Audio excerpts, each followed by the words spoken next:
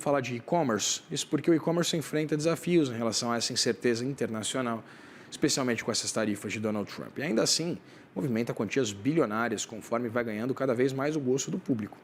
A partir de amanhã acontece o Fórum E-Commerce Brasil, que reúne centenas de palestrantes e expositores para discutir o futuro do consumo digital. E a expectativa dos organizadores é de reunir 30 mil participantes somente presencial, ou seja, lá.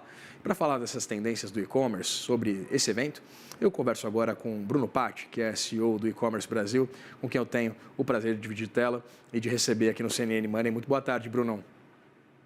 Boa tarde, Vitor. É um super prazer estar aqui com você. O prazer é nosso.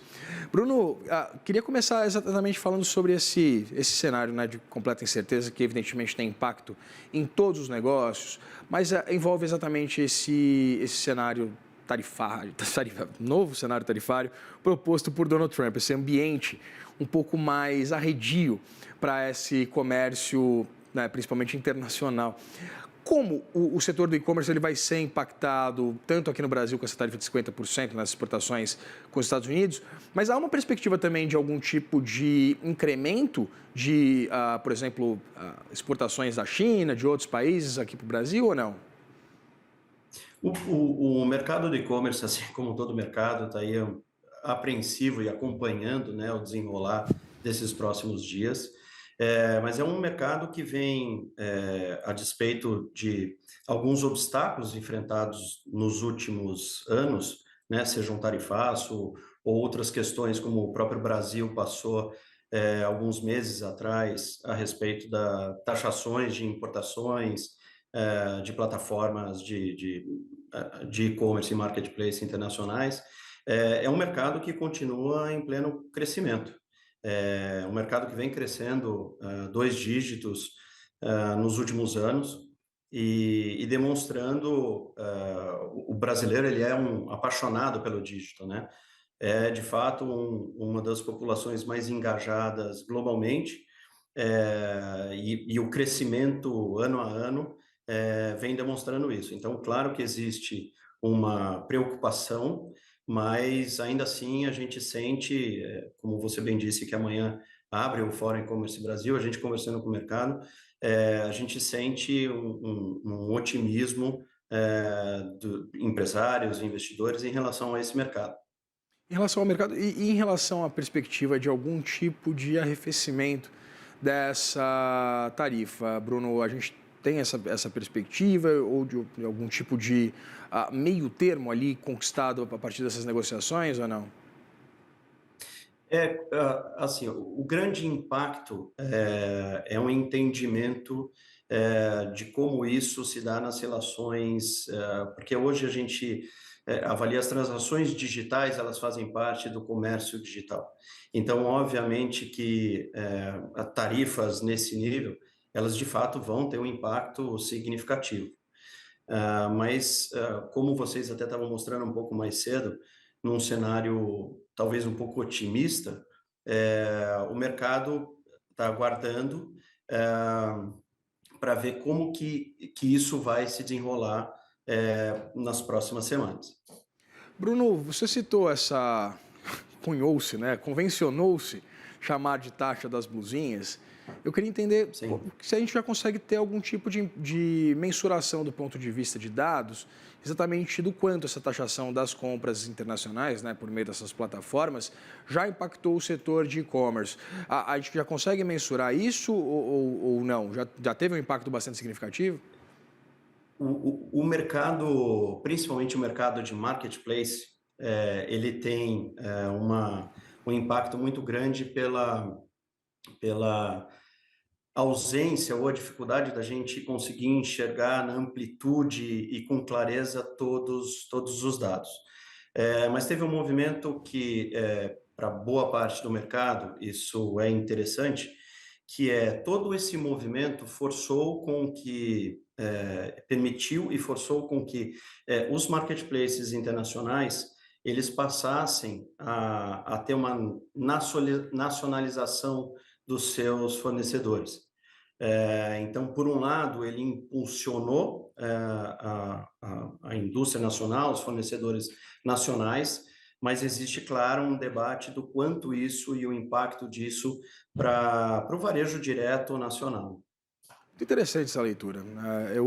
Enfim, pensando exatamente nessa possibilidade de renovações dos modelos de negócio, queria entender se, falando dos marketplaces especificamente, se com esse novo cenário tarifário, né, proposto por Donald Trump, essas empresas elas também podem modificar, por exemplo, o rol de produtos oferecidos, né, por meio dessas plataformas, desses fornecedores, dessas lojas. Há essa perspectiva de uma certa fuga de produtos né, que tem algum tipo de impacto tarifário? Isso pergunta o mundo afora, né, Bruno?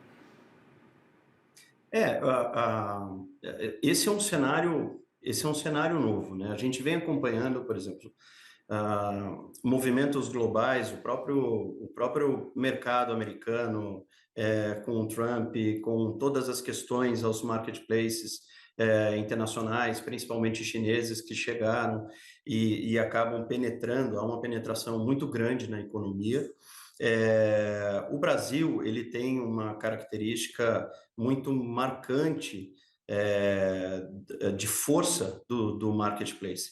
Então, quando a gente fala da perspectiva do mercado internacional, um marketplace de exportação, tem todo um outro lado que há um fortalecimento, um movimento que olha de maneira positiva, um fortalecimento do mercado nacional, ou seja, se caso isso se confirme e haja de fato um impacto grande para o cenário internacional de exportação, que é algo que do ponto de vista de e-commerce brasileiro, ele ainda tem uma boa jornada, um bom caminho de crescimento.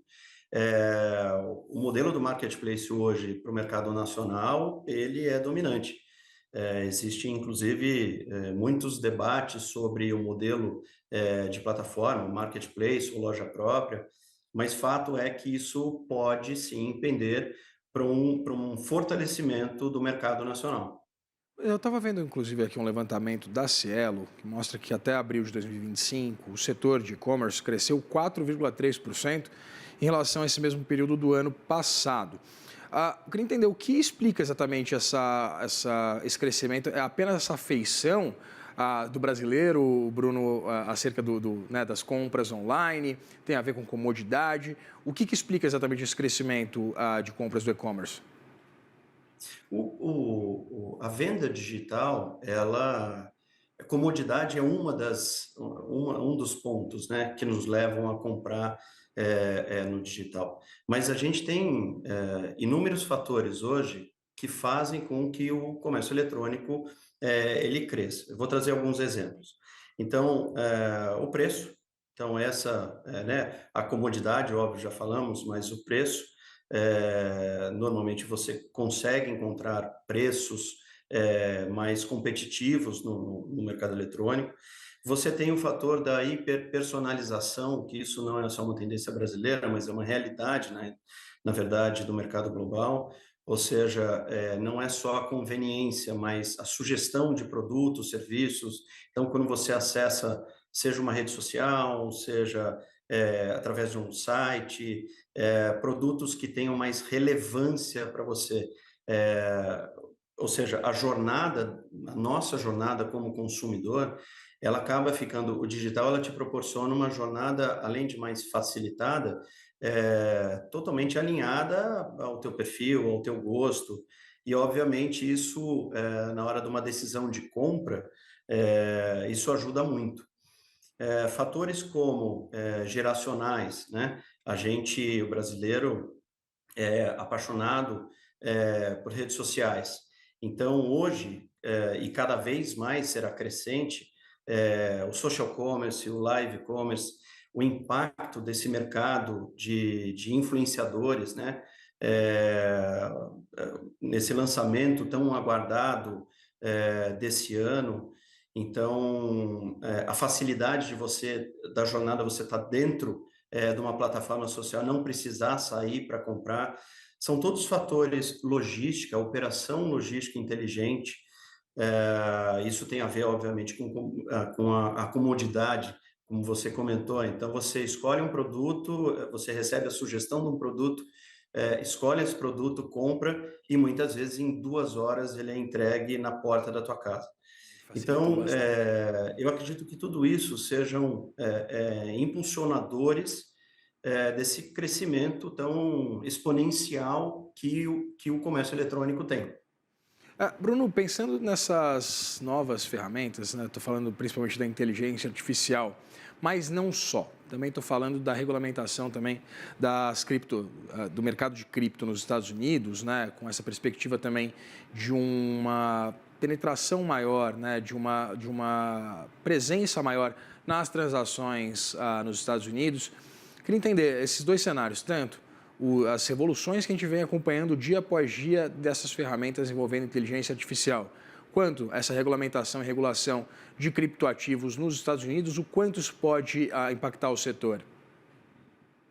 É, inteligência artificial já não é mais, assim, para o e-commerce, ele não é mais algo como o futuro, né, que a gente olha lá para frente. Isso hoje ele permeia todas as principais etapas do comércio eletrônico. E isso ele é um grande diferencial e tudo isso que eu comentei aqui, ele acaba passando por todas as áreas, desde do antes do clique até realmente pós-clique, como logística, operação logística que eu comentei.